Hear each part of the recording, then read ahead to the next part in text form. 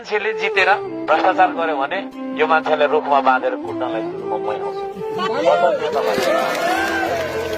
समीर तामाङले भ्रष्टाचार गरोस् त है, भोलि मिका तुलाले भ्रष्टाचार गरोस् त। दमकको तपाईँको छैन त्यो पुलमा होइन, आकाशे पुलमा बाँधेर कुट्नुहुन्छ जुत्ताले है। मैले पनि गरेँ भने मलाई पनि कुट्नु है। सुनसरीकोले कुट्नु, जाँगोले नेपालीले कुट्दा हुन्छ। म त नेपालभरकै नेता हो, नेता होइन हौ, सम्झाता भएको कारण है। त्यसको ग्यारेन्टी चाहिँ म लिन्छु। तपाईँहरू गर्नुहुन्छ भ्रष्टाचार? मानुस खेर कसम खानु यहाँ मलाई है। मानुस खेर कसम खानु छै। 7 जुनी पिर्ला, फेरि 7 जुनी पिर्ला है। त्यो निष्ठाका साथ हामी अगाडि बढौँ। यो देशमा उत्पादन हामी आफ्नो पाखुराको दममा गर्नुपर्छ। यो देशका तपाईँको छैन नदी नाला हामीले प्रयोग गर्दैनौँ है।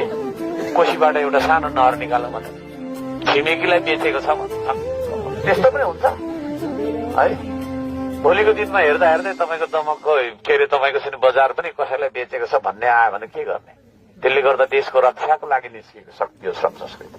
हामी बेच्दैनौँ केही पनि है, हामी केही पनि बेच्दैनौँ है। हामी आत्मा बेचेर नैतिकता बेचेर बाँच्ने मान्छे होइन, देशलाई धोका दिएर बाँच्नु हुँदैन भन्ने मान्छे हो हामी।